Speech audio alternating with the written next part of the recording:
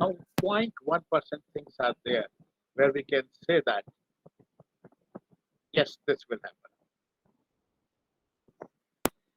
I will be starting with very basic things related to probability because in paper as such we will be asked about the numerical part of it and a bit of theoretical. We have to start it from the scratch. What do we mean by probability? What does it consist of? How many words are there? Technical words I'm talking about. And I will be, because I don't know anybody, all of yours background, but as far as counseling is concerned, so I am liable to tell you about all those words which we are likely to hear, see, solve. So I will start with the introduction part. Probability is concerned with random experiments. Data demand an inference to be drawn, and statistical inferences are never certain. Statisticians would be prompted to use prefixes or suffixes as likely or almost likely. Probability and its concepts are thus very important to interpret the inferential statistics. The theory of probability is a study of random experiments. In random experiments, set of all possible outcomes is always known, but it is not possible to predetermine the outcome. That means the output is not known. We are not confirmable. For example, the probability of a coin toss resulting in either heads or tails is 1. The probability of a coin toss resulting in head is 0.5, that is half, and similarly probability of tail is again half. That means I will mean to say that when a coin is tossed, two outcomes are possible, that is how head or tail, and one either head or a tail can appear in a single throw of a coin. That means probability of getting a head in a single throw of coin will be 1 by 2, and the probability of getting a head it will again be 1 by 2. Probability deals with calculating the likelihood of a given event's occurrence, which is expressed as a number between 0 and 1. An event with a probability of 1 can be considered a certain event, and an event with a probability of 0 can be considered as impossible event. In other words, with the help of probability, you would assign a measure to the uncertainty with the occurrence of each possible outcome of a random experiment. Now, you all might have seen a pack of 52 cards. There are 52 cards in a pack of cards. They are of two colors, red and black. Red are 26 cards and black are 26 cards. Again, these red cards are again divided into two. That means they will be either hard or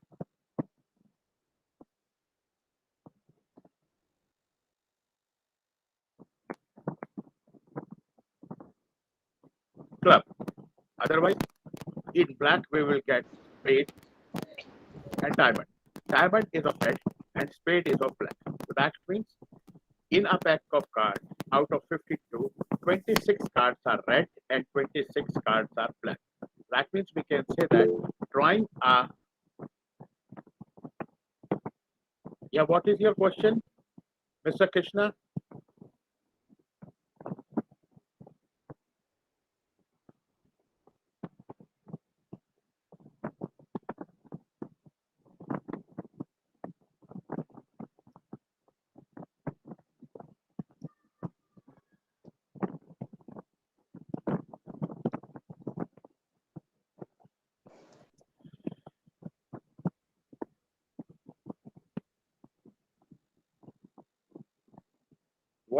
what is meant by experiment?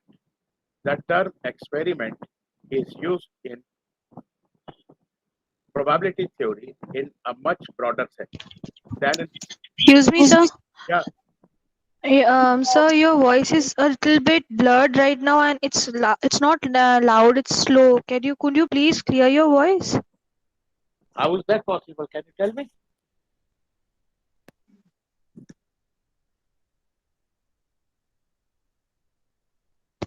Now it's okay. Yes, sir. Yes, sir. Thank you. The term experiment is used in probability theory in a much broader sense than in physics or chemistry. Any action, whether it is tossing of a coin or experiment of a product's dimension to ascertain quality, or the launching of a new product in the market, constitute an experiment in the probability theory terminology. Second part is sample space.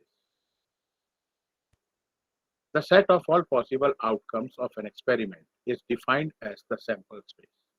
Each outcome is thus visualized as a sample point in the sample space. As I told you earlier, that in tossing of a coin, two outcomes, head or a tail, defines the sample space of a coin tossing experiment.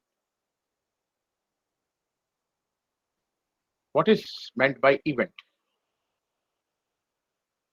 An event in probability theory constitutes only one or more possible outcome of an experiment. Thus, an experiment can be defined as a subset of sample space. That means your experiment is toss of a coin. Your sample space will be either tail or head, that means two, and event of getting a tail on the toss is the event. There are two definitions basically which are used in probability theory. One is the classical definition, and the second one is axiomatic definition of probability. There are many definitions, but these are those which are normally used broadly in solving the problems related to probability. A random experiment is an experiment or trial whose outcome is not perfectly predictable, but for which the set of all possible outcomes is repeated. Trial is known. For example, toss of a coin. Outcomes are head and tail, we are aware of it. What is random variable? Random variable is an assignment of numbers to possible outcomes of a random experiment. For example, considering tossing two coins. The number of heads showing when the coin lands is a random variable. Let the number of tails be t. The random variable assigns the number 0 to the outcome tt, the number 1 to the outcome head tail, and the number 2 to the outcome head head. Outcome and events. The outcome space is the set of all possible outcomes of a given random experiment. The outcome space is often denoted by capital letter S. An event is a subset of outcome space. An event is determined by a random variable. The outcome are the set of all possible results of a random experiment. Then comes exhaustive events, a collection of events. That means we are considering all the events. They are termed as exhaustive if at least one of them must occur. Mutually exclusive event. Two events are disjoint or mutually exclusive if the occurrence of one is incompatible with the occurrence of other. That is, if they do not happen at once. Eventually, two events are disjoint if their intersection is the empty set. What are independent events? Two events A and B are statistically independent if the chance that they both happen simultaneously is the product of the chances that each occurs individually, or knowledge that one event has occurred does not give any information about whether the other event has occurred or not. Getting head on the first throw and getting head on the second throw are two mutually independent events because getting head does not depend upon the probability of getting tail. Either when a coin is tossed, either you are going to get a head or a tail. The occurrence of tail does not depend upon the occurrence of head. When the coin is going to land on the floor, it cannot be in the position of standing position. It will lay down. It will be either a head or a tail. That means probability of getting a head or a tail in a toss of a coin is independent event. Then what is equally likely events? Two events are said to be equally likely if the occurrence of none of them is expected in preference to others. Any sequence is possible that is equally likely events. Now, how do we write? How do we write probability in terms of numbers and in terms of theory? If there are n number of equally likely, mutually exclusive, and exhaustive outcome of a random experiment, out of which m outcomes are favorable to the occurrence of an event A, then the probability of A occurring is denoted by PA, which is equal to number of outcomes favorable to A upon or divided by numbers of exhaustive outcomes. That means in other language, we can say that probability of an event is, I'm talking about in mathematical terms, probability of success of an event is equal to favorable cases upon total number of cases. I will shift this in the form of a toss of a coin. When a coin is tossed, two outcomes, total number of two outcomes is possible. That is either head or a tail. That means number two. Getting a head on a single toss of a coin. How many times you are going to get head? Only once. So that means probability of getting a head in a single throw of dice will be equal to, in a single toss of coin, will be equal to 1 by 2. Similarly, if I change this question to the probability of getting a number on a single throw of dice. In dice, total number of favorable cases are 6. And what is the probability of getting a number? Either 1 will come, 2 will come, 3 will come, 4, 5, 6, any number can come. That means probability of getting a number in a single throw of dice will be equal to 1 by 6.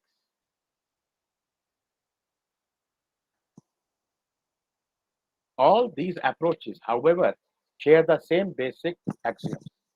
These axioms are fundamental to probability theory and provide us with unified approaches to probability. The axioms are: the probability of an event must be a number between 0 and 1, and both values are inclusive. That means probability of an event can either be 0 if it is a failure, or if it is 100% sure, it will be 1. Otherwise, its value will always lie between 0 and 1. Negative probability is not possible. And a number probability of an event, which will be a number, will always be less than 1. It cannot be more than 1. So these are the things what you have to keep in mind. The probability of occurrence of one or the other of all possible events is equal to 1. If S denotes the sample space or the set of all possible events. We write PS equal to 1. That means tossing of a coin, getting a head or a tail will be 1. If two events are such that occurrence of one implies that the other event cannot occur.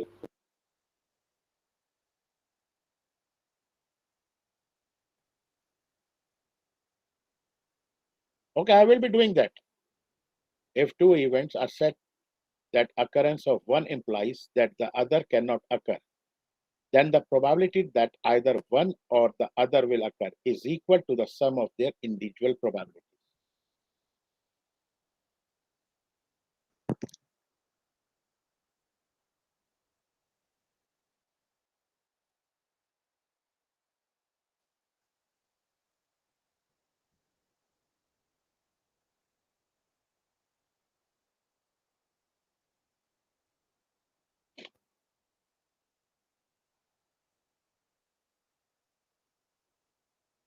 Is the screen visible to all? Yes, sir. Yes, sir. Now, what I told you right now? That probability of getting a head and probability of getting a tail will be 1 by 2. When you will be adding this, the probability of head and a probability of tail. Half plus half is equal to 1. This is what your axiom 3 states. Now, we will be moving to a problem which is somewhat not that simple, but it is a practical problem which has to be solved in the terms of probability, because this is somewhat related to probability. In a survey of, and I would appreciate if you all will start writing this, because if you are going to write it, then only, because this is mathematics. So if you are going to write, then only it will be easier for you to understand. So I request every one of you to write what is being shared on the screen. In a survey of 60 people, it was found that 25 people read newspaper.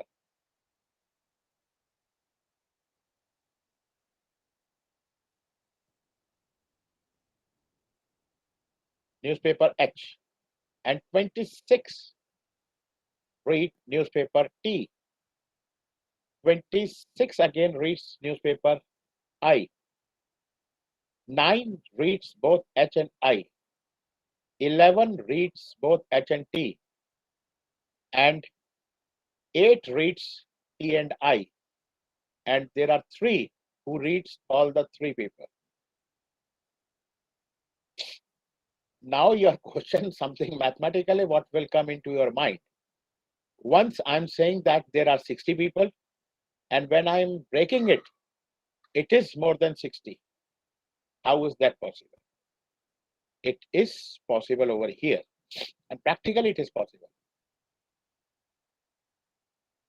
Now, what does the probability mean? How it is going to, how you are going to write, I will show it to you. But the problem is, what you are supposed to find, the number of people who read at least one of the newspapers. And number 2 is number of people who exactly one paper, who reads exactly one newspaper.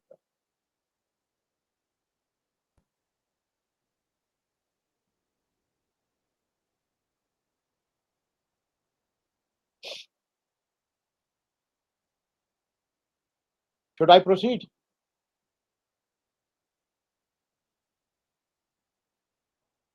Wait, sir. Now this is how mathematically it is written.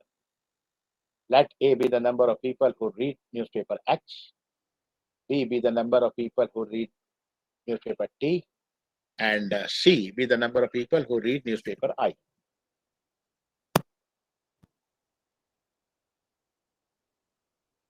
Now, if you go back to your problem standard as the question, you will see there are 25 people who read newspaper H. There are 26 people who read newspaper T, and there are 26 people who read newspaper C, newspaper I, sorry. And there are, I'm using intersection. Intersection means A and C both.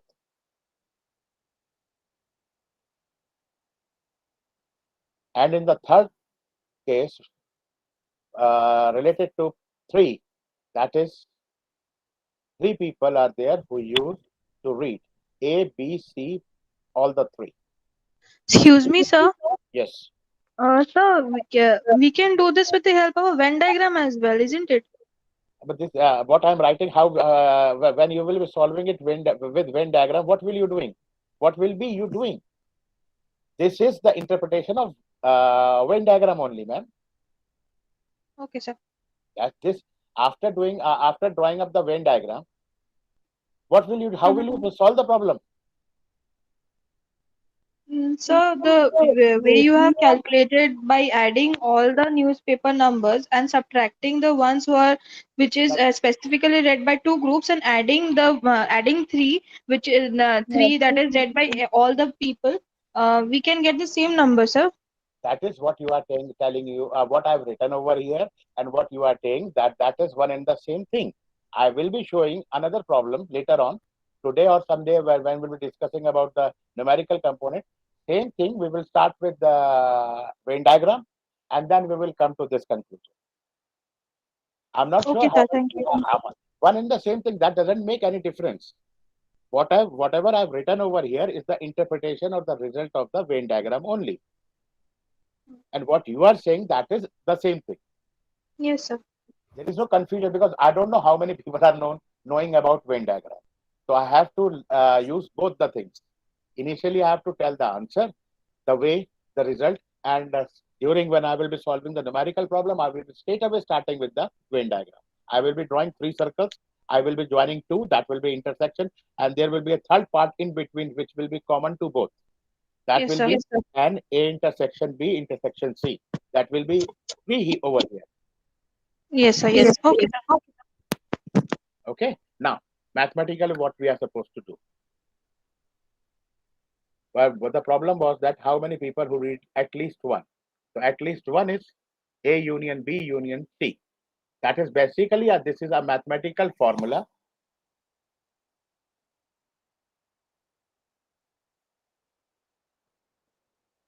You can write it. And this is applicable for, because I'm talking right now about 3 events. It is again useful in 2 events also. So we won't be using any term which is related to C. That means in this case, there are 26 people who read at least one newspaper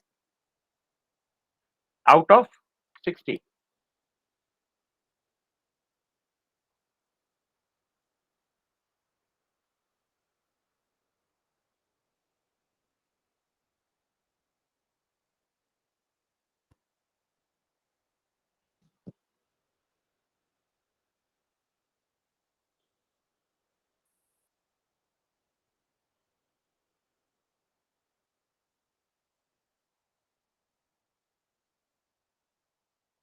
Okay, ma'am. Here comes the Venn diagram, what you were talking about. Yes, sir. Mathematics doesn't change. Only the thing is that how we present things. Yes, sir. Yes, sir. Now Thank you, this sir. is okay. Now you can see how this the problem which was given to you can be converted into a Venn diagram, because we are talking about 3 events. So 3 independent circles are clubbed together.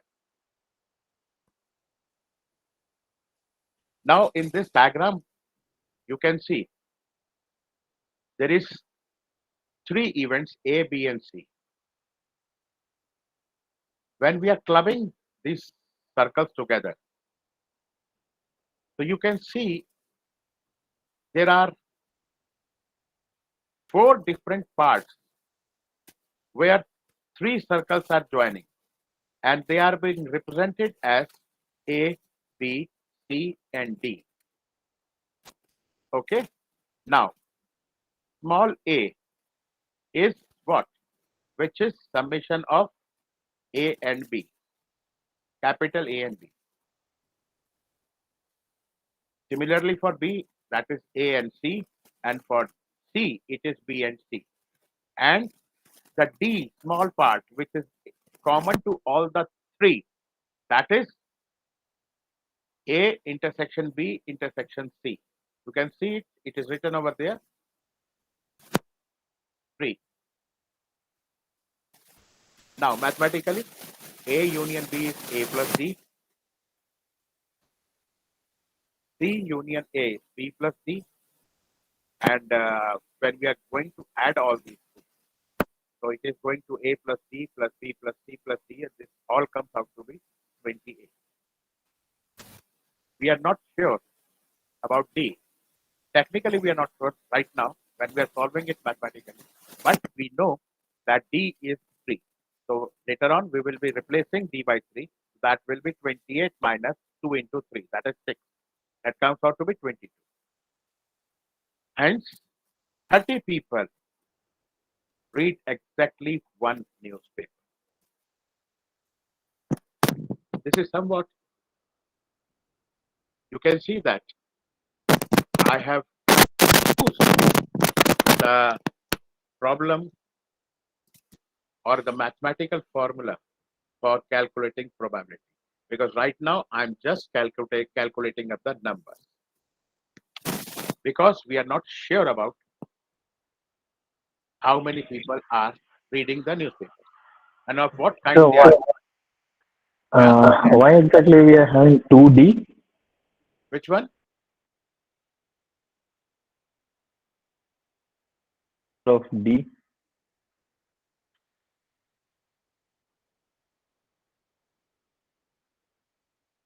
Like, why is it 6 instead of 3? Like, there it's mentioned 28 minus 6. So, why is it 6 instead of 3?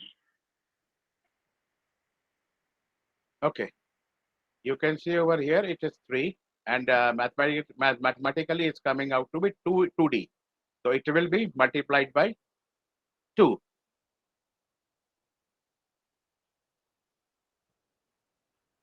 Uh, how exactly it is coming as 2D? Like, based on what? When we are adding up,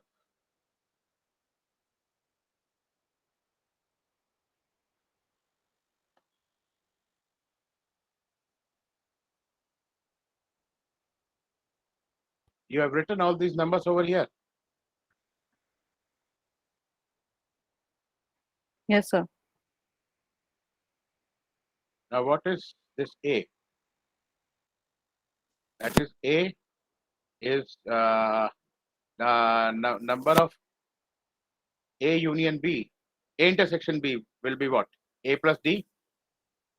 B intersection C will be C plus D.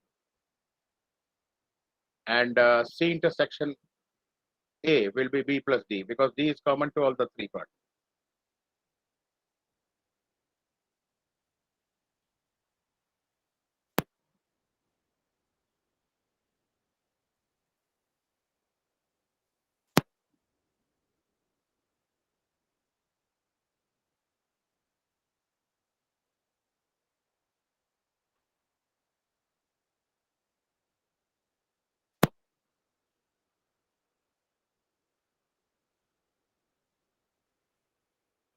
So, when we are adding all these three, it is becoming A plus B plus C plus 3D.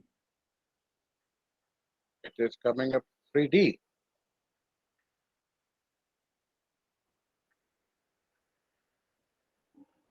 A plus B. What is 11? Okay.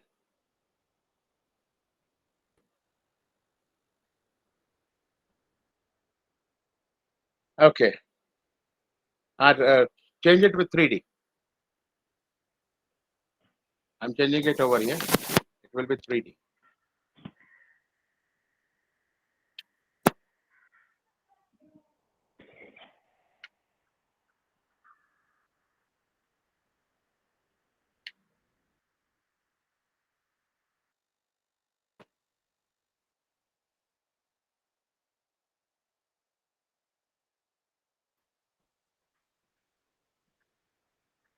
Um,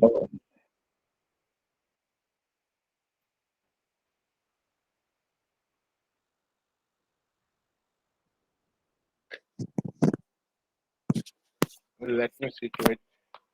There was some.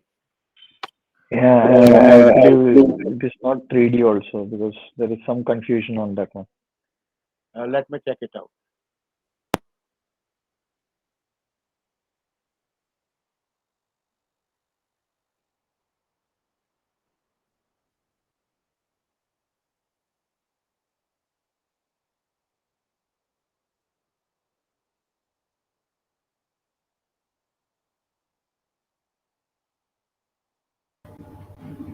We already added D. A plus B plus C plus D. So D, it would be 2D. D is 3.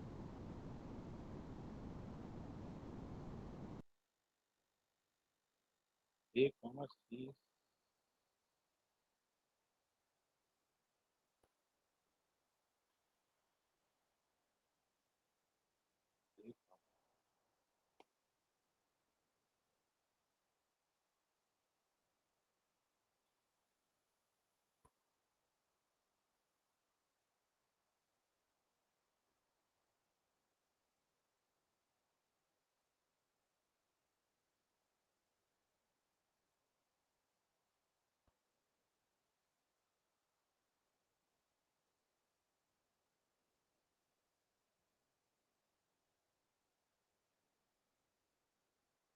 It is correct.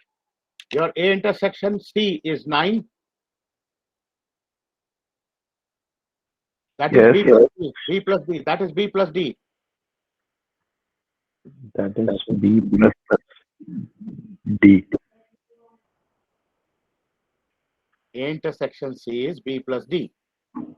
A intersection Yes, B is 11. right. And B intersection C is 8. That is A plus C. Correct. So it becomes 19, So that means when we are adding it up, what is it's coming up? 28. It is No, coming up. 19. It is basically what is that?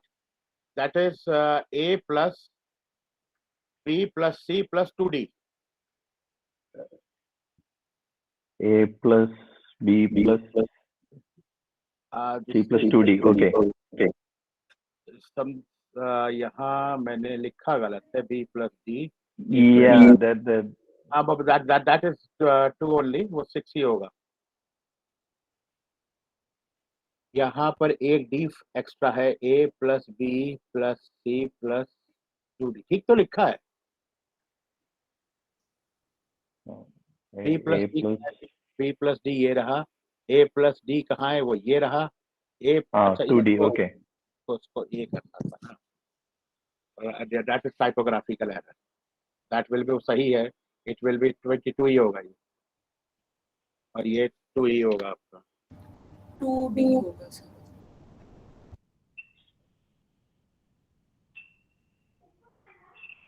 वो 28 ही होगा. और ये 6 minus ही होगा. Okay. वो that was error over there. That this is the logic only. Yeah. Now it looks fine. Yeah. Okay, thanks for telling me. Thanks for correcting me, rather.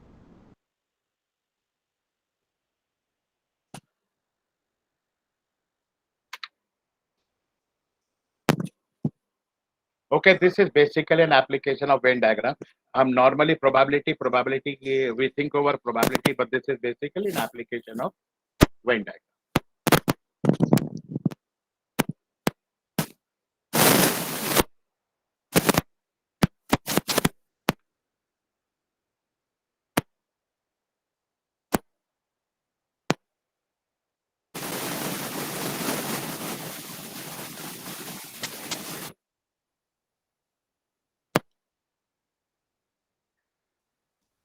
Now there is another problem, similar kind of problem. In a survey, it was found that 21 people like product A, 26 like product B, and 29 like product C. if 4 people like product A and B, that means that is intersection.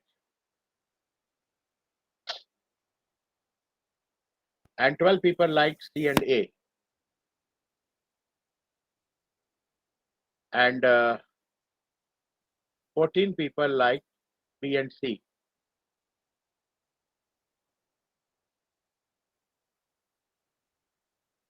and there are 8 people who liked all the 3 products. Now, your problem is find how many like product C only. So mathematically, the problem has been transformed into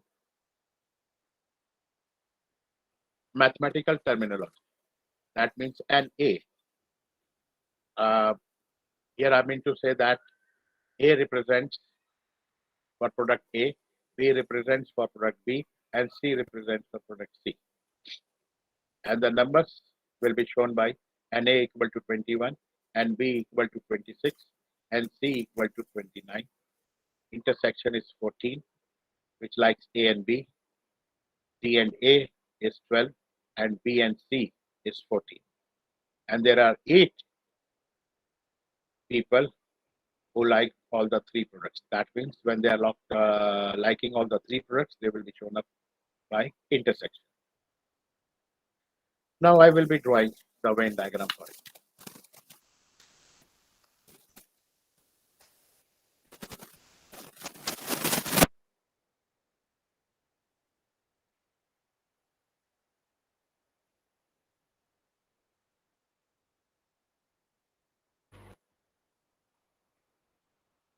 Now the answer is clear to you. Yeah. No, not. Okay. You can see this data over here, Yep. which was given to you in the problem. There are Okay. 3 happening simultaneously. So what I will in the previous problem, I did the same thing. I had drawn this. If you have written this diagram of the 3 circles, I am doing the same thing, same application over here.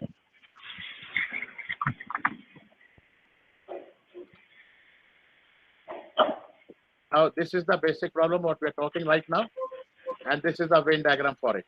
All the numbers are written over there. And I'm talking about part C.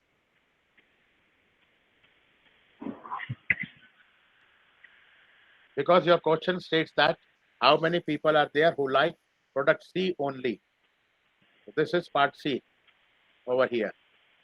So I will be subtracting these numbers from the basic 29. This will be 11.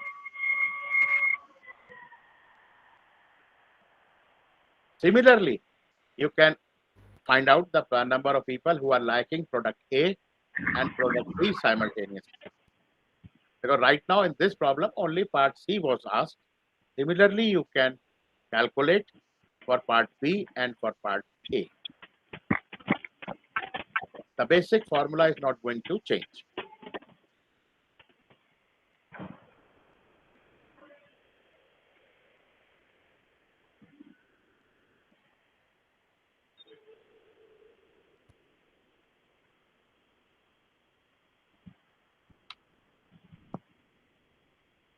Now I'm moving to another problem which is related to a similar sort of.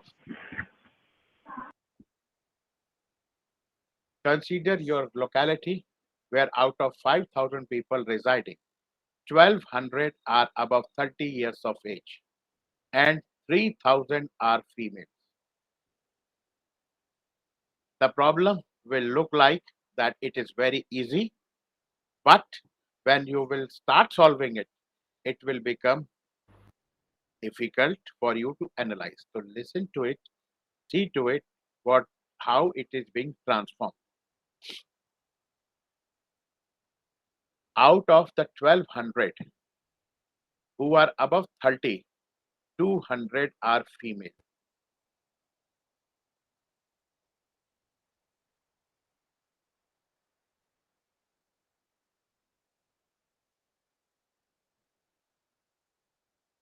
Suppose after a person is chosen, you are told that the person is a female. What is the probability that she is above 30?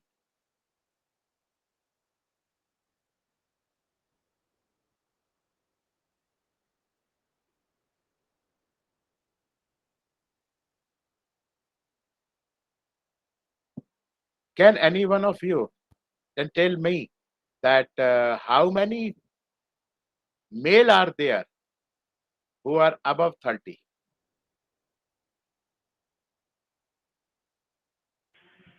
900. Sorry, 1000. Got it? 1000, sir. Got it? That data is not being clarified over here. Okay? That is the only thing which is not clarified over here. That is confusing. Okay. Then what is the, now we will be representing the events. A is a person who is chosen above 30. And B is a person that the chosen is a female. Okay. Now we have what I said, a problem A. Problem is focused on the event A. Given that B has occurred. If we denote that the event A by B, then we want the probability of A by B. Out of 1200 persons who are above 30, 200 are females. That is given the problem. Here, out of 5,000 people in the locality, 200 possesses the characteristics of being female. It is given over there, mentioned in the problem. And they are above 30 years. So I wrote how to write this problem into a mathematical form. Two events simultaneously are happening, female and that of 30 years of age. And both are happening. So that means probability of A is 1200 out of 5,000. It is mentioned over there. Probability B is 3000 over 5,000. And probability A or AB is 200 by 5,000. Now what we are supposed to determine? To find the probability that the given a female has been chosen, she will be above 30. So what we see over here?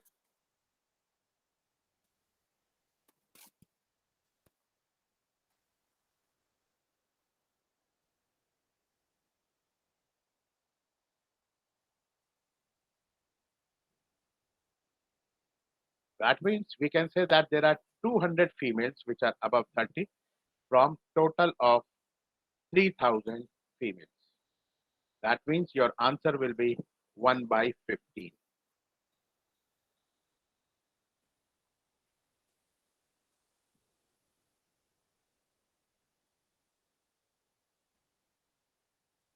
Is that clear?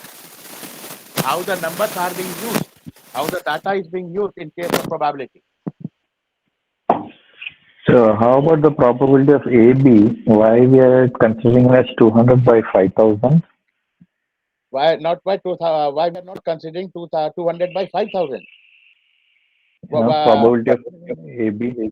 Because that 5,000 includes men also, and we are talking about females only. See, in the last 4 lines, which are what we are supposed to find now, it is very much clear that we are now supposed to find the probability that given a female has been chosen, she will be above 30. We see that out of 300,000 females in the total population, only 200 females are above 30. That means our probability will be 200 upon 3,000, not 200 upon 5,000, because 5,000 includes men also.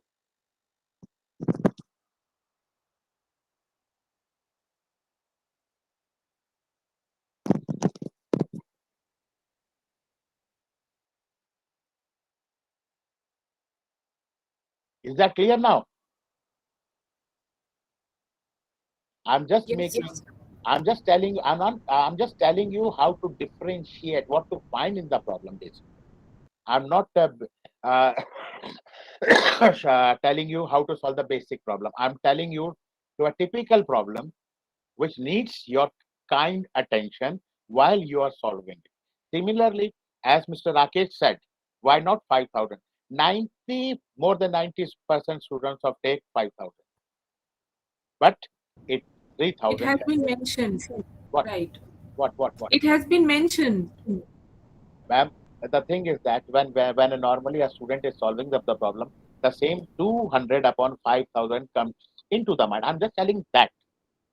Normally, it is but your answer is 200 by 3,000, not 200 by 5,000. Because in Right, the sir. question itself, that is what I'm telling you, what normally students make the mistakes.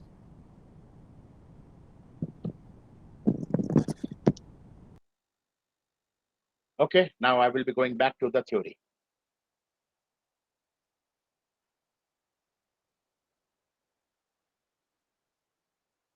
As I've told you, there are axioms.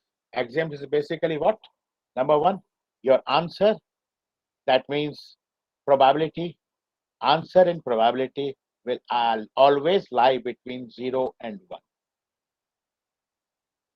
And for those probabilities which are sure to happen, the probability is 1. Now, if we take the probability of success as small p,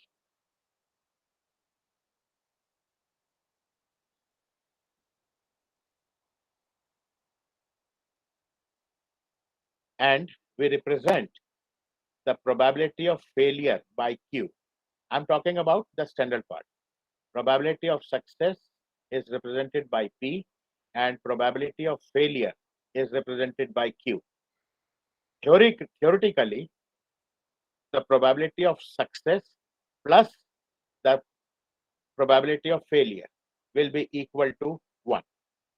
That means mathematically we can say that P plus Q is equal to 1. In a problem, if probability of a success is given, so we can simultaneously find the probability of failure. That means Q will be equal to 1 minus P.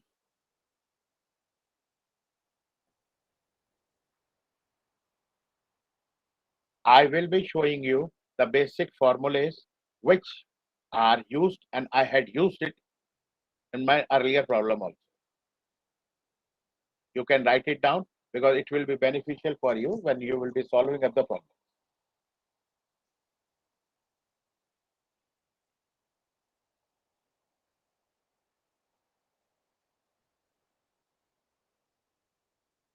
For null event, the probability will be equal to 0. As I told you, probability of success plus probability of failure is equal to 1. The probability of failure will be equal to 1 minus probability of success. So mathematically, if A is the event and A bar is its complement, then PA bar will be equal to 1 minus PA.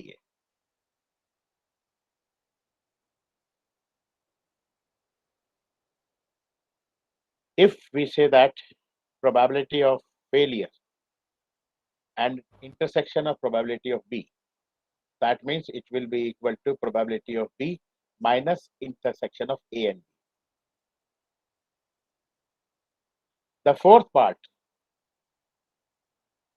here we are using 2 events, and in the problem we have used 3 events. There were A, B, and C. Here only 2 events are there. A union B is equal to PA plus PB minus PA intersection B.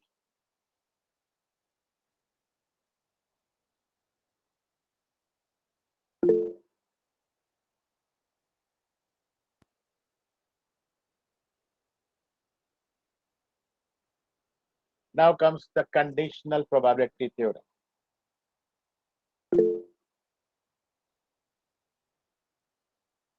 Yes, Mr. Krishnakant?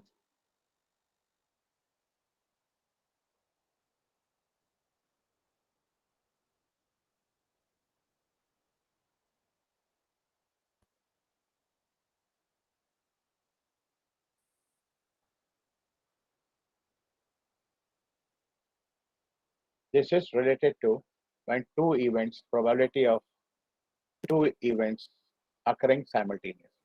That means P A intersection B is equal to PA into P B upon A. And you can see the difference when we are talking about probability of A. So we have to use PA into PB by A. And if we are talking about probability of B, that means in that case, we will be using probability of B into probability of A by B. That means A by B is, or B by A is representation of that is a conditional probability, that probability that the event A or B as we are using has already occurred. And what does intersection mean? That is basically related to, it is applied for independent events, and it is basically known as multiplication theorem. When we are talking about P A intersection B is basically equal to probability of A into probability of B.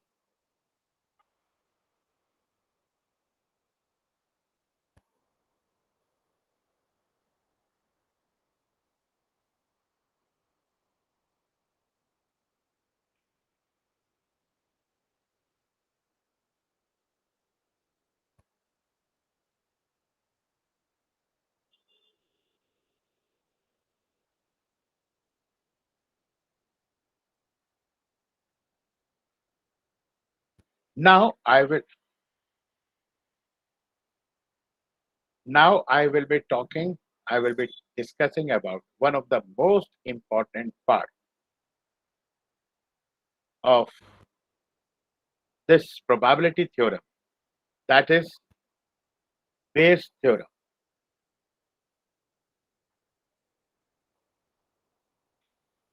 Here it can be called as a form of a conditional probability.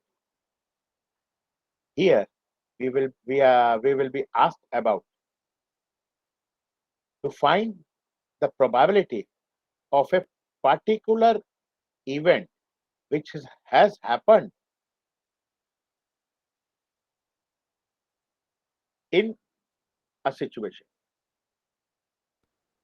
I will be, because some basic definitions are required, so I will be discussing that thing. There are two probabilities, that is prior probability and posterior probability. Prior probabilities are the probabilities which are assigned to events on the basis of conditions, past experiment or judgment. And posterior probabilities are those which are revised probabilities in the light of some additional information.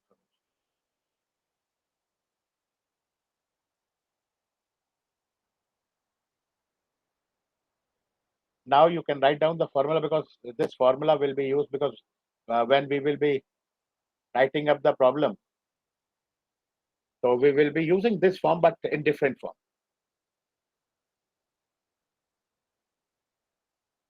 This is basically of the mathematical representation of Bayes' theorem. If an event B can occur in combination with any of n mutually exclusive and exhaustive event AI, and if B is found to have occurred, then the probability that it was preceded by a particular event is given by this. You can write this formula. Basically, I will be using different notations because this is the theory part. If Bayes' theorem is being asked in short notes or anywhere, so you have to basically present this.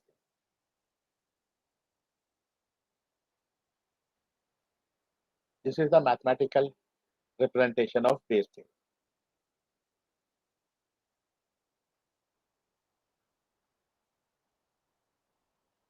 because once you have written this formula, so when I will be using it in the numerical part, in the statement, then you can easily recognize what I mean to say, and it will be easier for you to understand even.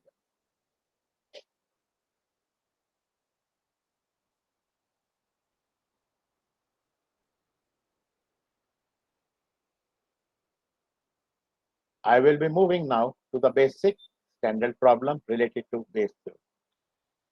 Now, key to it, a car manufacturing factory has two plants, X and Y. Correct? Number one, plant X manufactures 70% of the car. So it is understood that plant Y will be producing 30% remaining. 80% of the cars of plant X and 90% of the cars of plant Y are rated of standard quality. Now your problem is related to PowerPoint is being shared. No, sir, it's not here. It's not visible.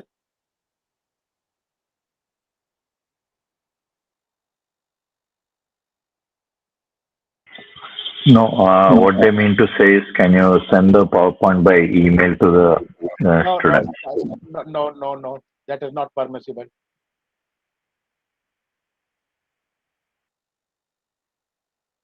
Now you can see the problem, the slide.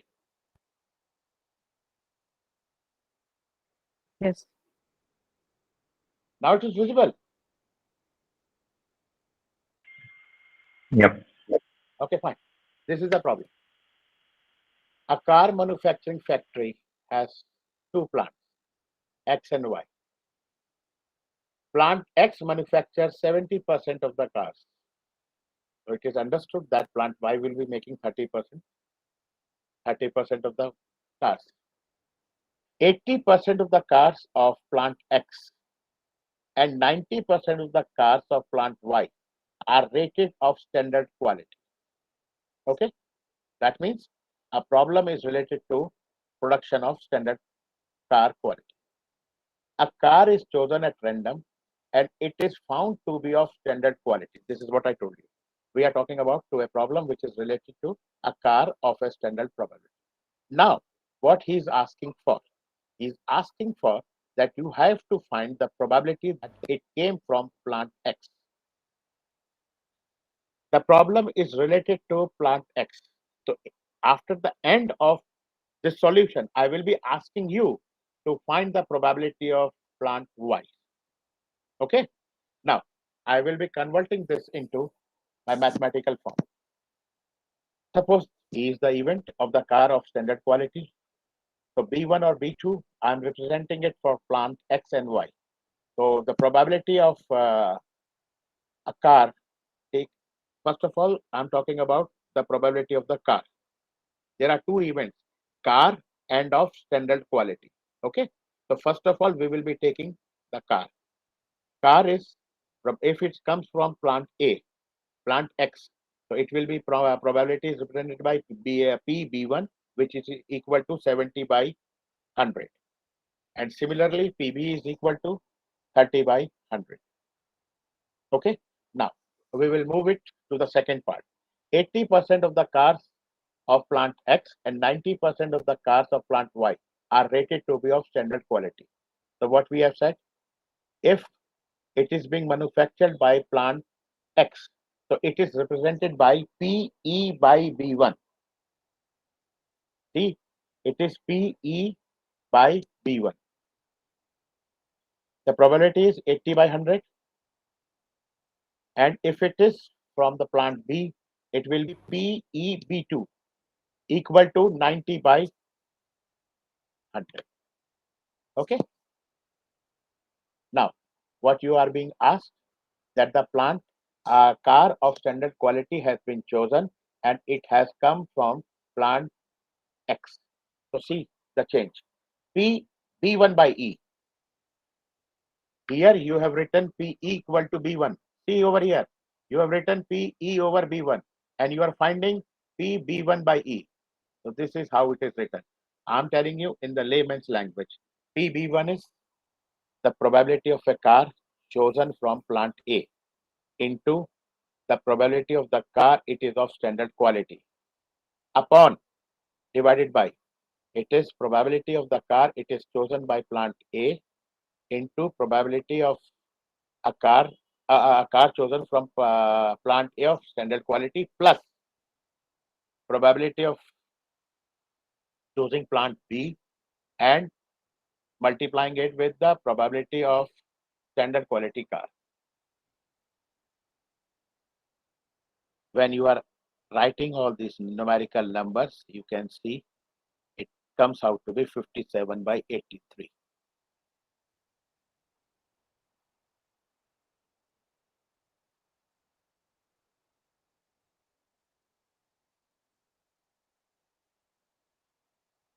Should I tell you mathematically when you will be solving it? I don't know how many of you know to answer, know how to solve it. But if you can see to the screen, you can see that in over here 10 is there and a 10 is there. Okay, and here again you can see this is 10 into 10, and again here 10 into 10. In that case, what you can do, you write this 56 over here. Okay, listen to me very carefully what I'm saying. Product multiply these two numbers 56 over there divided by 78 into 7 into 8 is 56 plus 27 is how much? 83. This is 56 upon 83. This is this multiplication of these numbers and addition of these multiplication plus, that means 56 plus 27. It is 83.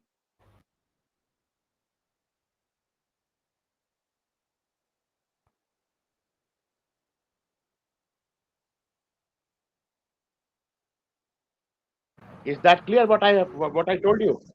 Yes, sir. Okay. Yep. And if this is the answer, the problem, what the problem was given to us has been solved. Now, what I'm asking you, change of question. Same, everything will be written over here. What is the probability that it came from plant Y? Okay, this is X. I'm changing into Y. What will change over here? Sir, 27 by 83? 27 by 83? Which one? 9 by 10. Yeah, it should be 9 by 10 on top.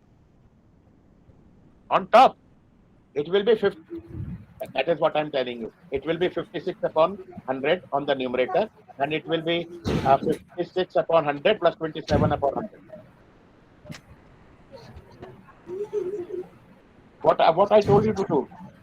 This is mathematically what you have written. Okay? I know it. There will be a problem for many of your students. So please stick to what I'm saying right now. Add these two, multiply these two numbers. This is here. Now, write this fraction line for this number. And 56 plus 27 is how much? I'm asking you 56 plus 27. 83, sir. Okay, fine. That is your answer. 56 by 83 is your answer. Take a screenshot of it. I know it 90% of the students will face problem in solving this. So that is what I'm spending more time on it. I know it. Now I'm changing the problem. What I'm changing the problem? Thank you, sir. Okay, fine. I'm asking you to calculate the probability of Y over here. Okay. Change of question. It is where the it has came from plant Y. Okay. Now everything this will be same. This will be same. The top line will be same. Here it will change. It will be B2 by E. What will be? B2 by E. And here in the numerator, this probability will come. This will come over here, and denominator will remain like that only. You can write it down. It will take 2 minutes more. I don't have any problem. Your second part of this question is, it came from plant B. So the change will be here. B2 by E. B2 by E will be equal to, what is your answer? B2 by E will be equal to PB2. I'm talking about the numerator. PB2 into probability of E by B2 upon the same denominator.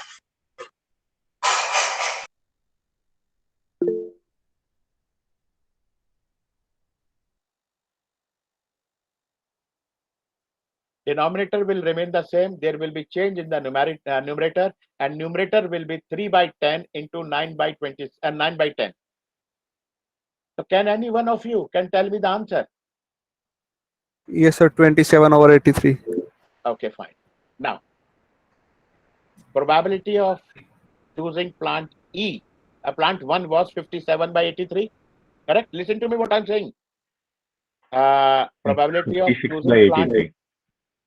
was 56 by 83, and for choosing the plant B, you said 27 by 83. Yes, sir. Yes, Add up, you will get 1. it will be 1. Yes, sir. Yeah. Yes, sir. Total probability. Okay. Yes, sir. Of probability has been cleared, because initially what we did, the probability, what the basic question was, choosing plant X. That was the success. Correct? I'm changing it. That was success. Yes, sir. Yes, sir. Okay. I changed the problem. In place of plant X, I made plant Y. That became the failure. No, it will be also success. No. Yes, sir. Yes, sir. If I'm making up 2 questions, that is a success. But I'm just explaining you. What I'm explaining you, probability of success plus probability of failure is equal to 1. Yes, sir. Okay, so don't get confused. I'm just telling you how this P plus Q comes into. Okay. Yes, This sir. is basically your Bayes theorem. How it is written and how it is solved. You may get numbers. I will be doing this again in your numerical session. But if you are aware of the theory part, so it will be easier for me, and it will be easier for you to even understand. Mr. Gupta, that is correct. But I was just telling you how probability of success and probability of failure is used numerically and in probability. Because every time I won't be doing this, I will be asking you to determine probability of success. You will be saying this number. So similarly, I will be asking you what will be the probability of failure. So you are not going to solve it. Similarly, what you are going to say, sir, 1 minus P. Sir, Yeah. yeah. Can we do in exam like this? What the Gupta has mentioned? 1 minus. No. Never. You have to write what I told you. Okay. So No. we have to use the formula as is, right? Yes, that is what I told you. Write the basic formula. I will be telling you how it is applied into the numerical.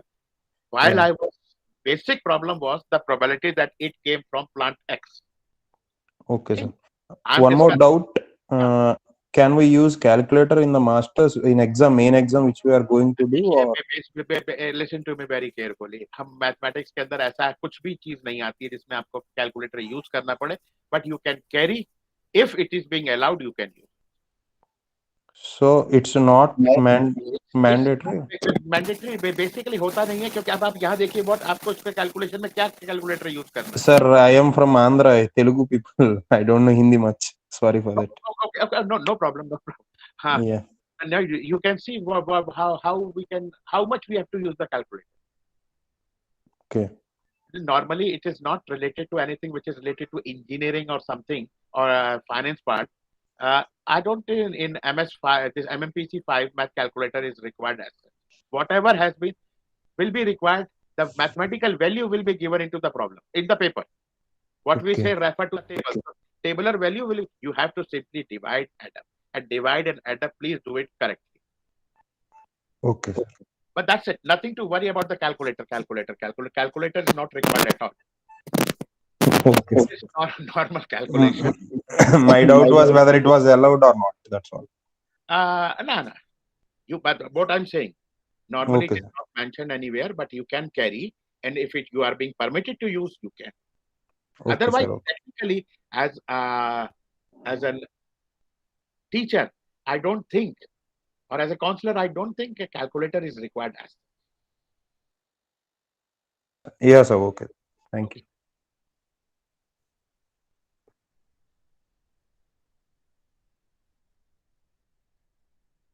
Now,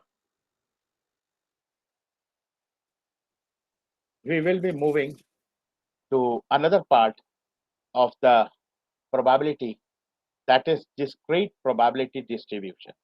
I'm discussing this because normally it is a very interesting part of the distribute probability part.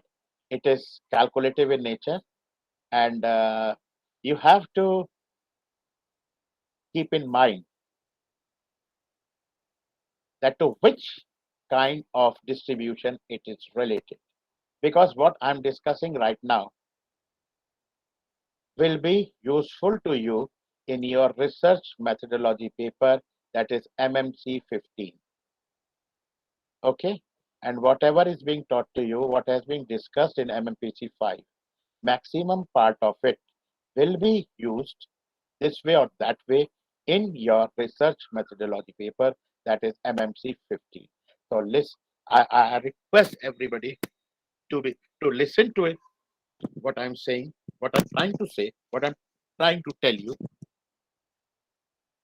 And if you want to write it, I appreciate that if you are going to write it, because it will be basically in the form of notes. It will be helpful to you. Now I will be moving to second part of probability distribution, that is discrete probability distribution. If all the possible outcomes of the experiment together with their chances of occurrence are made available. If betting on heads, you find that toss of 3 coins may result in 0, 1, 2, or 3 heads with respective probabilities. This representation of all possible outcomes and their probability is known as probability distribution.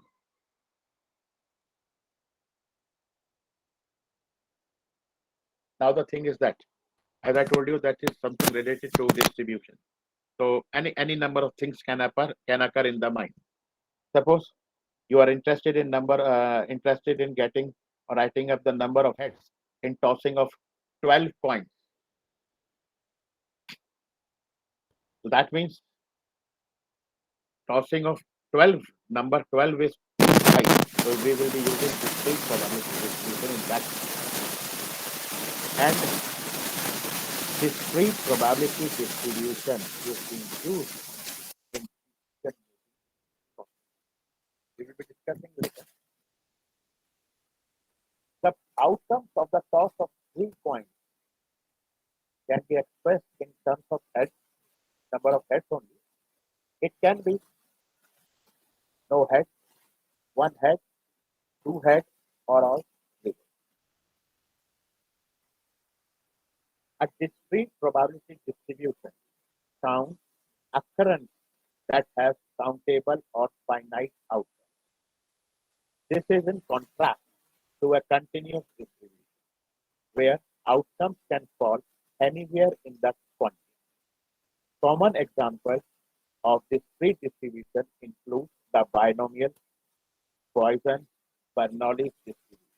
We will be using binomial and Poisson. A discrete probability distribution function has 2 characteristics.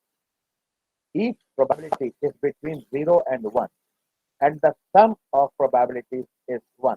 You have seen it over here. That's the last problem what I discussed, that was related to Bayes' theorem. What we did, probability of one event, that was selection of plant X and selection of point Y. When we were adding up, it came out to be 1. Discrete events are those which have finite number of outcomes. That is, tossing dice or coin. Suppose we flip a coin. There are only two possible outcomes, head or tail. When we roll a dice, we have only one of the six possible outcomes. That is 1, 2, 3, 4, 5, and 6. Nothing else can come. Now, mathematically, what we are going to do? It is computed by the formula. Mu is equal to summation x to x. Just write it down. I will discuss the problem by. So your voice has gone very low. My wife. Okay, now it's audible. Mu is Not much as it used to be. mu equal to summation x dx. I will let you know what x is, what dx is. And the variance is sigma square.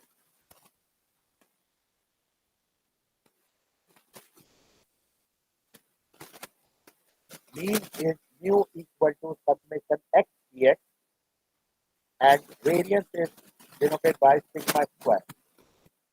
And standard deviation is sigma.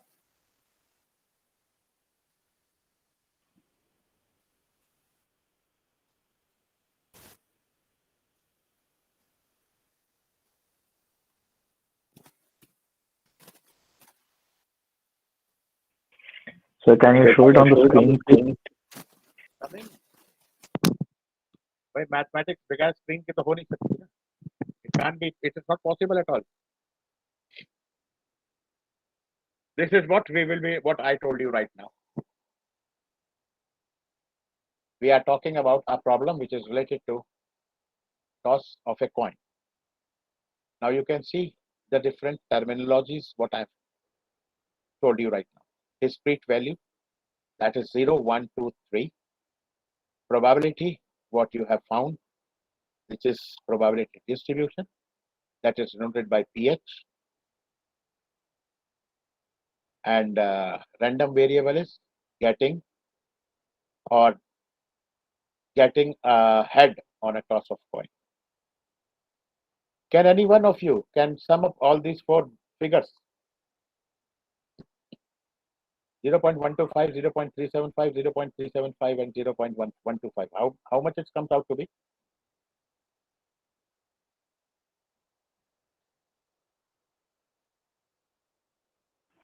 Comes to 1. Thank you. But I think this is what I was telling you. When you are summing up all, it will come out to be 1. That was the problem. You were what was said in the problem? You had to determine the probability distribution of number of heads in 3 coins in the 3 tosses of a coin. Okay. Now listen to what the how the answer is. When you are tossing up a coin, no head will come, 1 head will come, 2 head will come, or 3 heads will come. What will be the respective probability? For getting no head, it is 0.125. For 1 head, it is 0.375.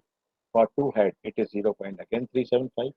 And for 3 heads, it is 0.125.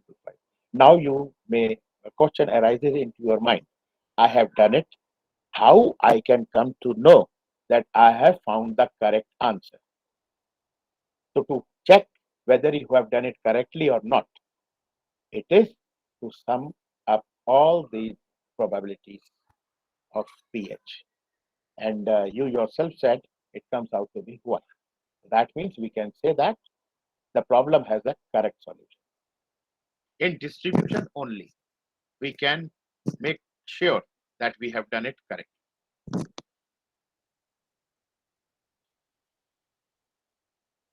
But this is basically an example. I will be letting you know how all this is being calculated.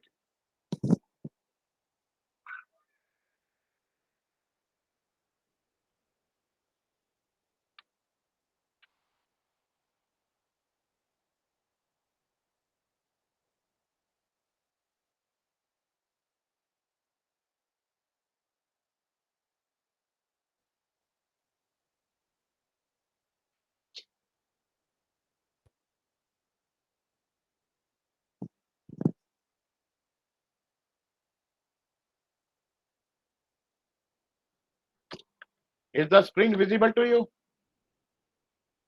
Yes, sir. Now here it starts.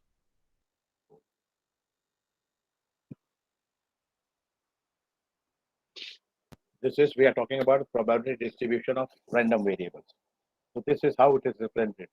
If random variable x takes the value of x1, x2, x3 till xn, the respective probabilities will be p1, p2, p3 till pn, and we can write it in this form. When this can only be used, or this is being used only when we are talking about probability distribution. This table is made over there, and you can see that x is the number. I'm talking about x is this x. 1, 0, 1, 2, 3. And this is the probability. So 0, 1, 2, 3 over here, and respective probability over here. And when you will be summing it up, it will be equal to 1. You have seen it. Now, 2 formulas or 3 formulas will be coming. What I told you, how to determine the mean of it. The mean is found by this. Mu is equal to Ex is equal to summation of xpi.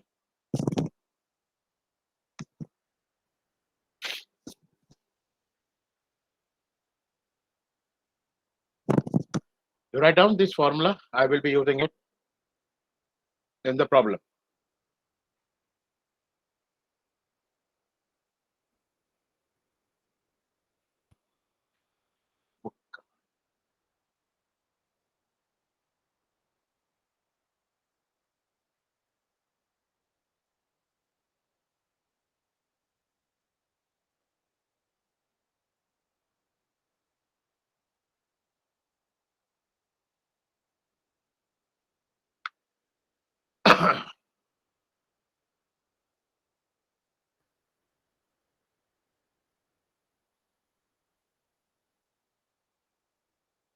Okay, shall I proceed?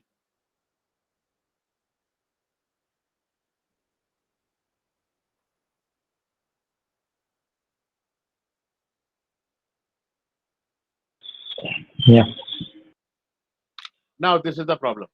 You are being asked to determine mean, variance, and standard deviation of number of heads when 3 coins are tossed. The sample space is written in front of you when a coin is tossed. That means when a coin will come on the ground, it will be either showing head or tail. We can say there are 8 outcomes. Total possible outcomes when 3 coins are tossed, that's 8. So these are the standard what we are going to get. Sample space is 8. Let x be the number of heads in tossing 3 coins. So number of heads may be no head, 1 head, 2 head, or 3 head. Okay, this is what I've already told you. So x will get the values of 0, 1, 2, 3. Now, what x equal to 0 means? That probability of getting no head. So no head is the only this outcome where no head is there. It will be 1 by total 8. X is equal to 1. You have to include all those things which have 1 head only. 1 head is here, here, and here. 3 out of 8. 2 heads, it will be here 3 by 8. And getting 3 heads, it will be 1 by 8. Okay.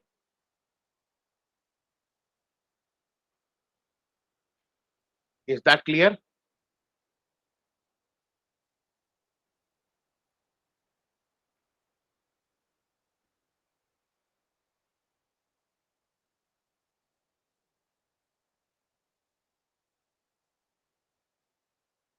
Yep. I will be changing it into the tabular form. Got it? Okay, change.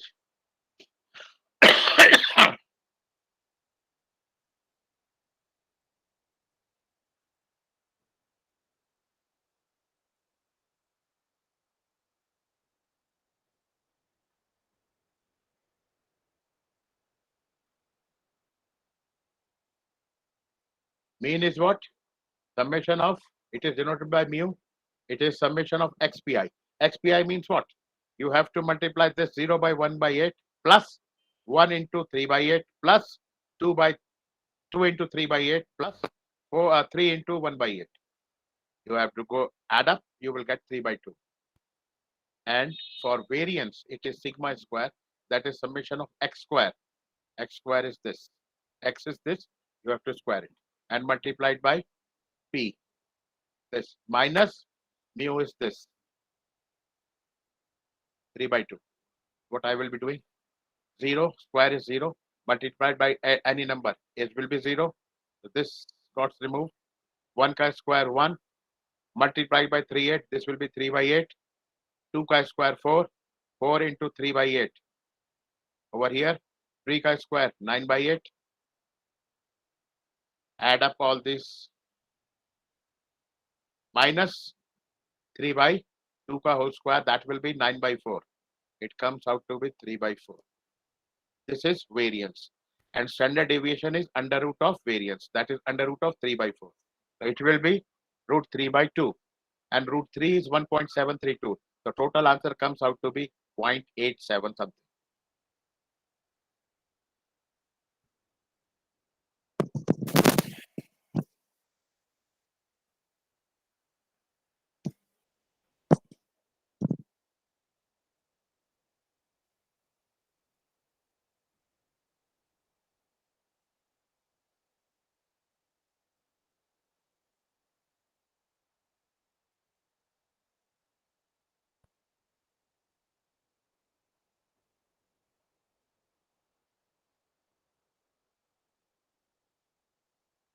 Is that clear now?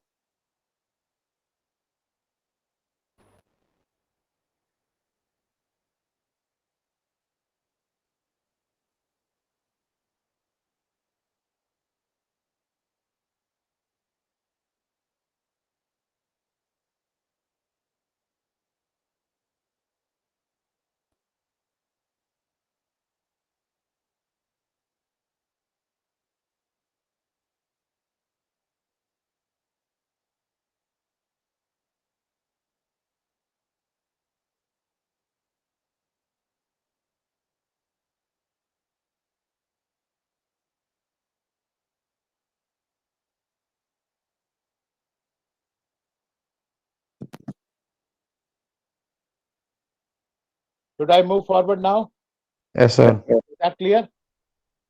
You have seen how probability distribution table is drawn, how your correctness of answer is found, how mean is found, how variance is found, and how standard deviation is found.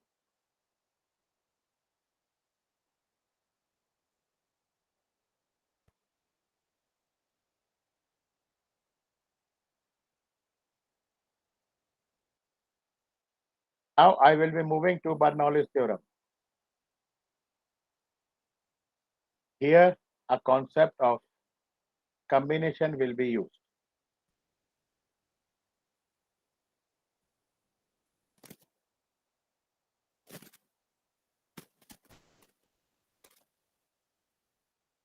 Now you can see it. This is related to Bernoulli's theorem. If there are n independent trials in an experiment, and we are supposed to find the probability of success of this trial, and the random variable is denoted by x. So we know that probability of success is denoted by p, and probability of failure is denoted by q. So p plus q equal to 1. We are aware of it. Basically, binomial formula. What is the binomial formula? If we are to determine fr is equal to ncr p raised to the power q and q raised to the power n minus r. Now the question arises, what is n, what is c, and what is r? It is basically n is the total number of outcomes, and r, which we are talking about, how many favorable cases are there. NCR is basically combination formula and how it is used. It is n factorial upon r factorial into n minus r factorial. And keep one thing in mind, 0 factorial is 1. 0 factorial is not 0. 0 factorial is 1. If you get across somewhere into your calculation as 0 factorial, 0 factorial is not 0, it is 1. So I will be converting this information into the distribution form. Again, the same thing is there. Px, x is denoted by 0, 1, 2, 3. It will move on to R, and probability, respective probability of 1, 2, 3 will be q raised to the power n, np, q raised to the power n minus 2, n minus 1, and for 2, it will be nc2 p square q raised to the power n by 2. And the last one for the rth observation, it will be ncr e raised to the power r q raised to the power n minus r. This is known as binomial distribution. And binomial distribution is basically used for tossing of the coin or success failure situation. What are the conditions for the application of binomial distribution? I said in the problem itself, you have to analyze what basic formula you have to apply. So this means there are 3 conditions for the application of binomial distribution. The first one is, it is an experiment which is performed with fixed number of trials and performed for finite trials. Number 2, each trial has given either a success or a failure, and the probability of success is same in each trial. Your mean is NP, your variance is NPQ, and your standard deviation is under root NP. N is known, P is known, Q is known.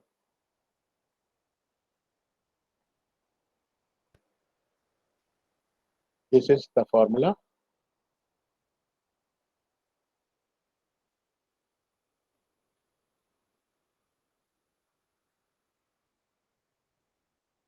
A knowledge process is applied basically for coin tossing and success failure situations, because P and Q are prominently seen in the problem.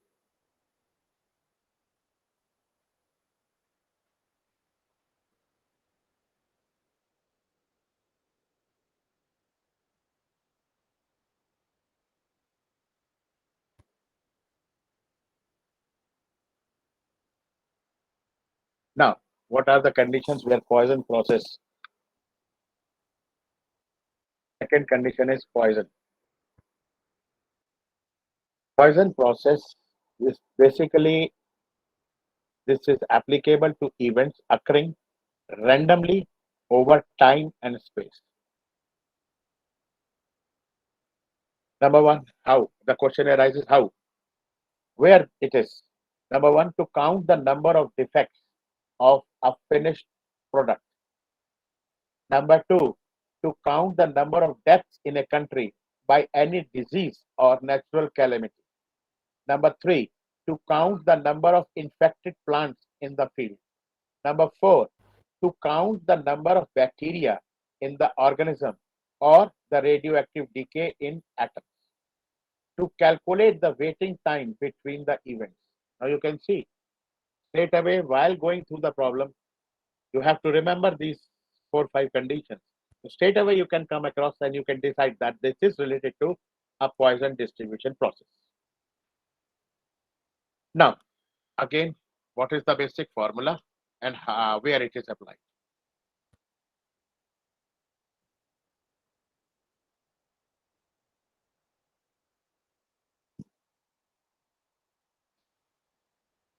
Is the screen visible to you? Yes. Yes, sir. Yes, sir. Now you can see how Poisson distribution is used. It is somewhat related to Bernoulli's process. Very large number of trials. Why trial छोटे थे? Whereas number of trials were there, here trials are large. And the probability success is very low. That is, if we are talking about large number of trials n, and the probability is very low, that is m by n. So that means your this m is equal to np, and r is the number of success. Now you have the basic formula what you are applying, what you are supposed to apply, that is fr equal to e raised to the power minus m into m raised to the power r upon r factorial. Now somebody has asked that whether the calculator will be allowed or not. Now calculator is basically applied. But where do we need calculator? We need to determine the value of e raised to the power minus m by calculator or by table. So in that case, there is that the value of e raised to the power minus m or something sort of that will be given in the question itself. That means there is no need of using the calculator. You have to simply multiply it and solve it. And your r factorial will be a small number, not a big number. Now, what are the properties for Poisson distribution? The events are independent. The average number of success in the given period of time alone can occur. No two events can occur at a time. The Poisson distribution is limited with number of trials n, is indefinitely large. Here, mean and variance is equal to lambda, and your lambda is equal to np or m over at the top. One and the same thing. You can use m or you can use lambda. The standard deviation is always equal to square root of the mean.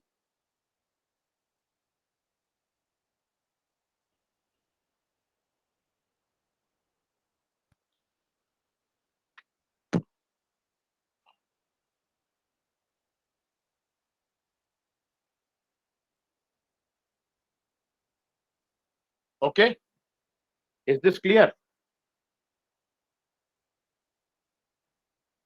I will discuss the problem related to this binomial process.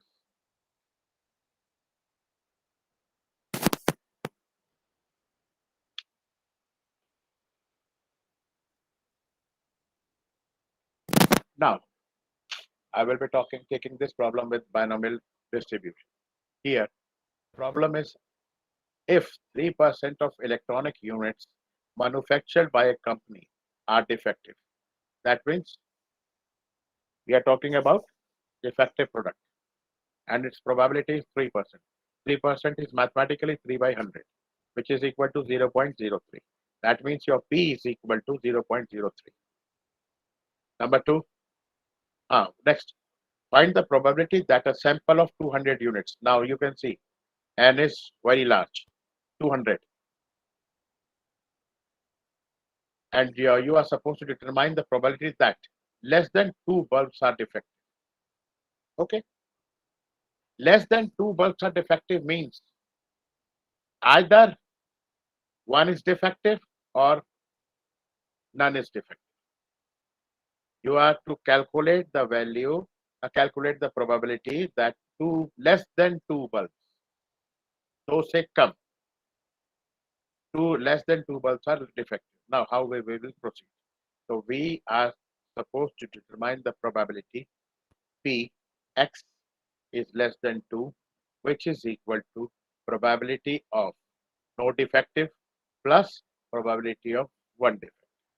Now, if we go back to the theory, here we can recall that number of sample units, that is n, is too large. So we have to apply Poisson formula. So that means for that lambda is equal to np is there. N is what? 200. And p is what? 0.03. In the theory itself, it is written that probability is too short and n is too large. Here you can see n is 200 and probability of an event is 0.03. As compared, this is too small. It comes out to be 6. Then what is the formula for Poisson distribution? That is e raised to the power minus lambda into lambda raised to the power r upon r factorial or x factorial, whatever you can.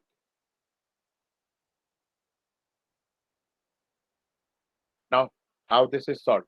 See to the step how it is solved. You can see here 0 factorial. 0 factorial is not 0, it is 1. Anything raised to the power 0 is again 1.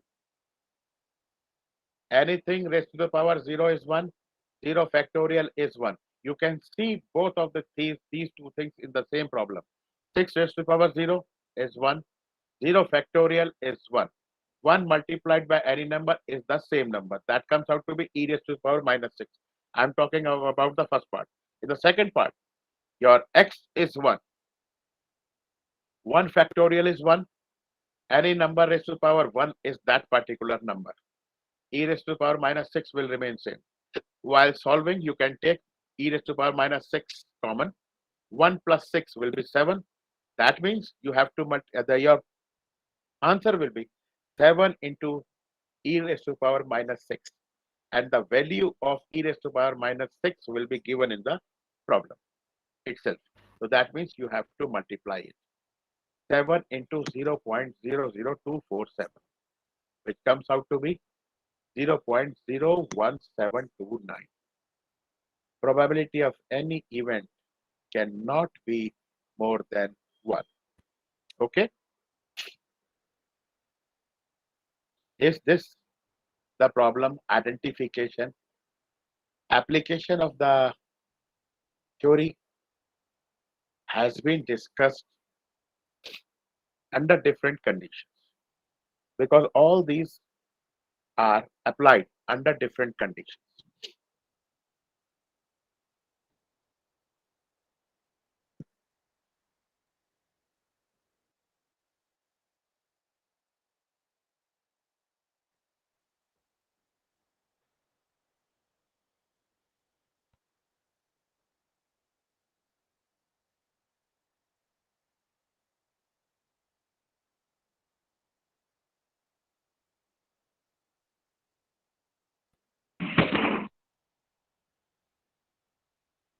Is this clear?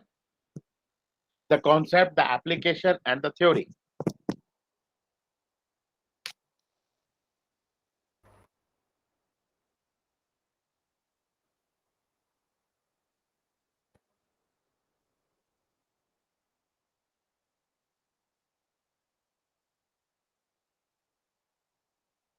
Next part, I will be moving to normal distribution.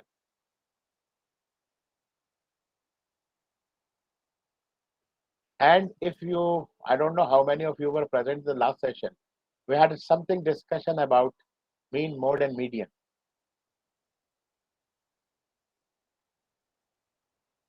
Normally, in your normal distribution, all these three values, mean, mode, median, are assumed to be equal.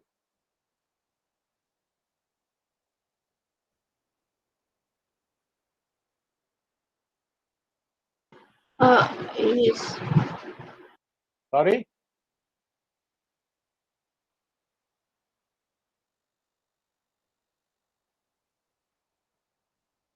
Now we will be moving to continuous probability distribution. That is, variable of interest may take any value within a given range.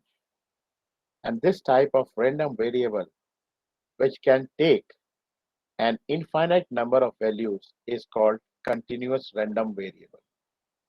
And probability distribution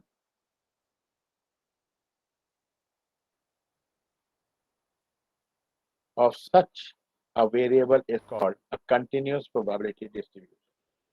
We will be talking about normal distribution. Normal distribution is the most versatile of all the continuous probability distributions. It is found to be useful in statistical inferences, characterizing uncertainties, make real-life processes, approximating other probability distributions. So you have to be very careful in understanding normal distribution, because this will be applied wherever in which part you are using statistical inference. We won't be using this normal distribution again and again in further studies, but it is presumed that we are talking about normal distribution. Now the question arises, what is normal distribution in statistics? The normal distribution is a continuous probability distribution that is symmetrical around mean. Most of the observations cluster around the central peak, and the probabilities for values further away from the mean taper off equally in both directions.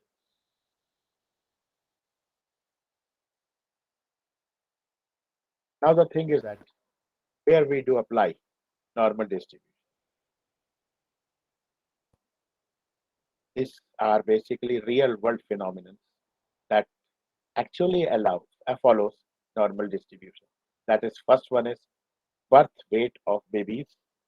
Number two, height of males. Number three, problems related to blood pressure. Normal distribution properties. Some of the important properties of normal distribution are, number one, in normal distribution, mean, mode, median, all are equal. I told you earlier. The total area under the curve should be 1. Normal distributed curve should be symmetric at the center. And there should be exactly half of the values on the right center and half of the values on the left center. Now you will be saying, what does this mean? And how does it look like? I show you how it look like.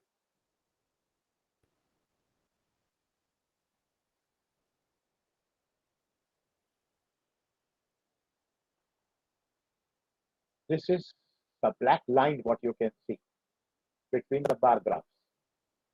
This is the histogram, basically. This is the mean value. You can see that. Similar, looking at the figure, you can see that it is a dumbbell shaped graph, which is plunging at the top and it's coming down towards the x-axis. It is a bell shaped graph, and we presume that when we draw a center line over here, so 50% of data is here and 50% of data is here. That means when we are adding 0.5 plus 0.5, it comes out to be 1. And here we assume that mean, mode, and median, all three values are equal.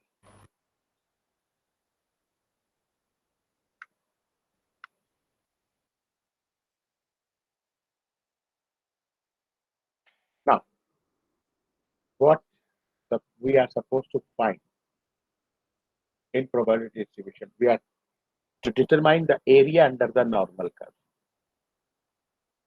We have to plot fx versus x, which gives a normal curve, and the area under the curves gives us the probability. And then normal distribution, it is symmetric about the mean. That means area on each side of the mean is 0.5. On the left 0.5, on the right 0.5 from the center line.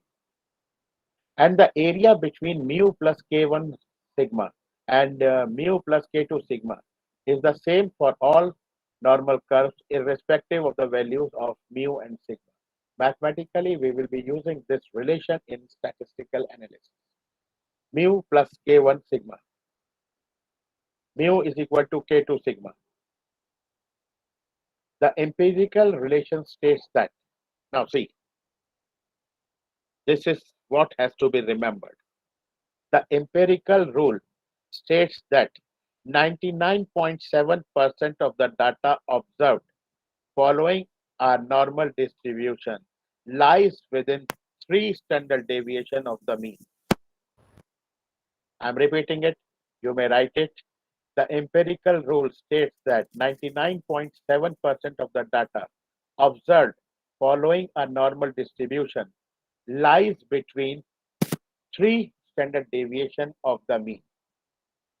Similarly, 68% of the data falls within 1 standard deviation, 95% within 2 standard deviations, and 99.7 within 3 standard deviations from the mean. This application will be used later on somewhere in this part of your mathematics component and in statistical inferences, when we will be using hypothesis testing a bit in this paper and in research material. Now, we will be using a formula to determine the value of Z.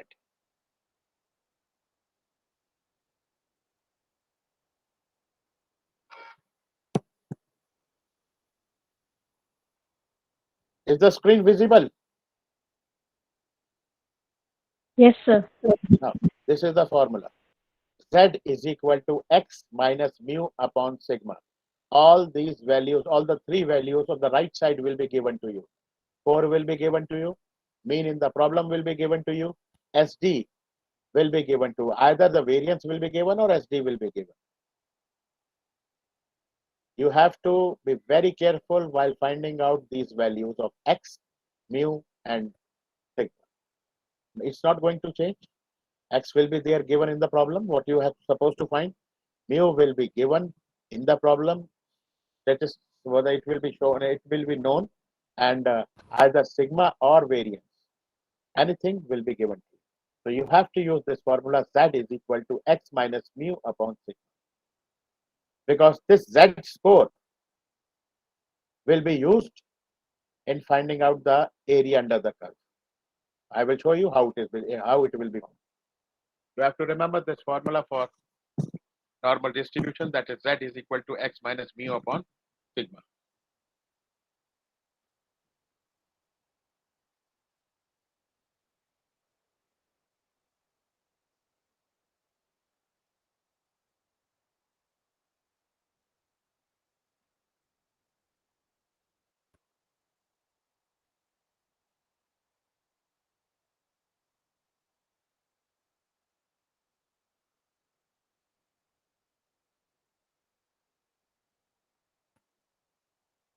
Okay, I will show you the problem just right now related to this. Here comes the problem.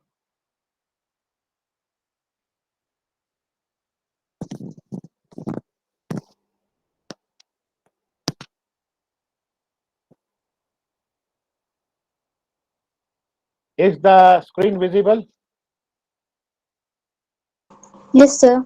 Yes, sir. Now this is the problem which is related to your normal distribution.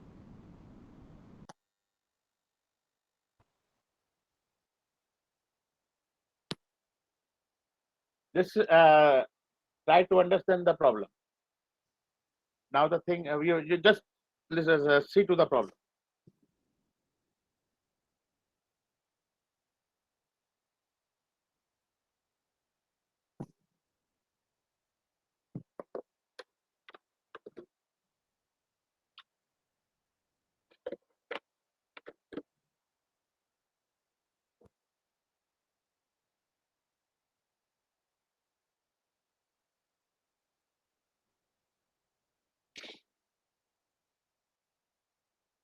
A radar unit is used to measure a speed of car on a motorway.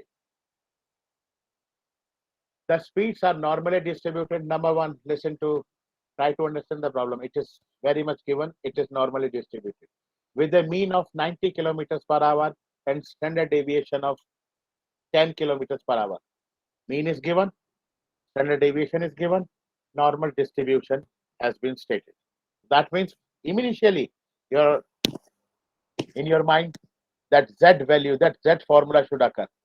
Z is equal to X minus mu upon sigma. Now the problem is where this X is. Move to the problem further. What is the probability that the car picked up at random is traveling at more than 100 kilometers per hour? Here X is equal to 100. And you are talking about, we are supposed to determine the probability of the event that the car what you have selected is moving at a speed more than 100. So I will go back to that formula. That is Z is equal to X minus mu upon sigma. X is in this problem 100. Mu is 1990, which is given in the problem.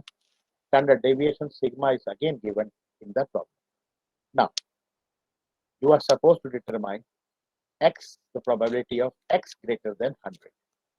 So I will be changing this problem into problem related to normal variation.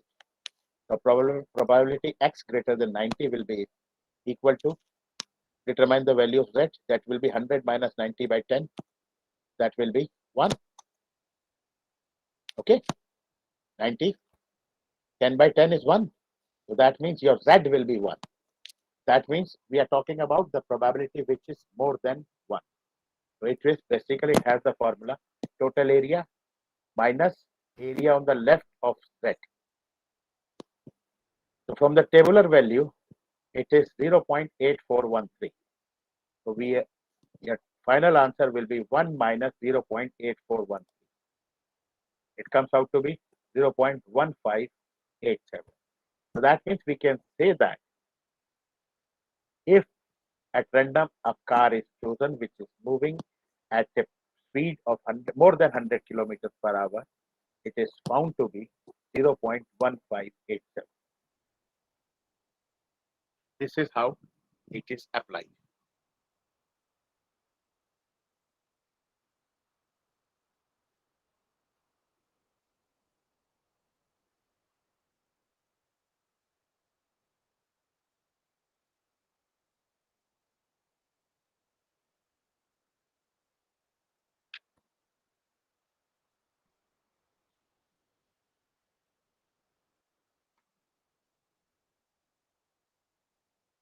I will be discussing this topic, normal distribution, because this is somewhat very important part of it. So in my next session, I will be continuing it from here on. If any questions you want, you can ask me. You have been asking in between, but right now, if you want to discuss something, you can ask me. Because this part, this normal distribution has to be understood very clearly. It will be used in this part in testing of hypothesis as well as in your research methodology.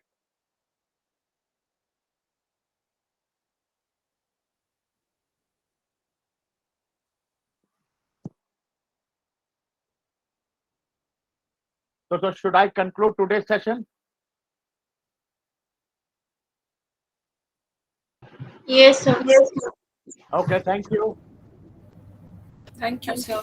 Bye-bye. Thank you. Bye. Thank you, sir.